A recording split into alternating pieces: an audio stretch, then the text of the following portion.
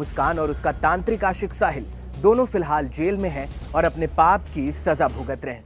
लेकिन मुस्कान के ऊपर जो कलंक अब लग गया है वो उसे बेचैन कर रहा है।